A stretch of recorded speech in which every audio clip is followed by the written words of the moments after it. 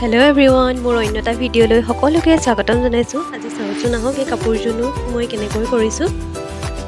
খুবেই এটা সাধাৰণ ডিজাইন। কেনেকৈনো কৰিলো চাই যাব হ'ব।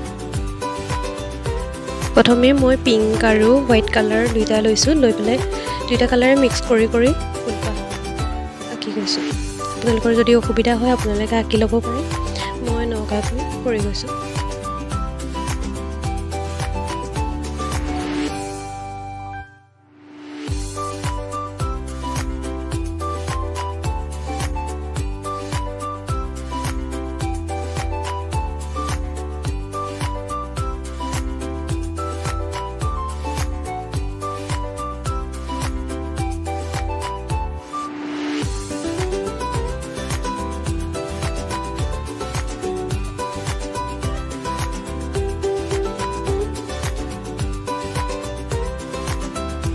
এনেকৈ গুটেই কেইপা ফুল মই সম্পূৰ্ণ কৰিলো, চপাকৈ ফুল দিছো আৰু এতিয়া পাতটো আঁকি ল'ম।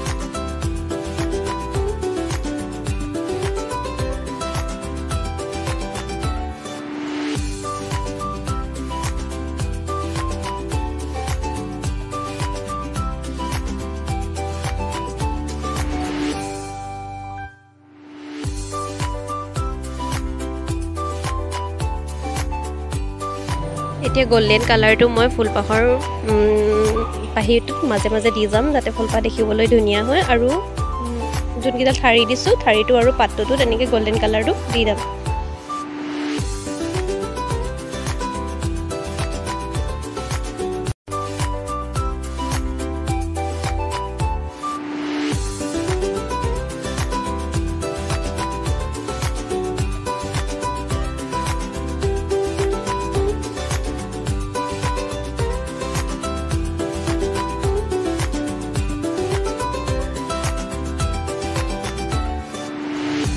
ফুলপাহ সম্পূৰ্ণ হোৱাৰ পিছত এতিয়া সাইডত এক গ্লিটাৰটো দি দিম আৰু তাৰ পিছত ফুলপাহত এনেকৈ মণি গুটি আৰু চুমকি লগাই দিছো।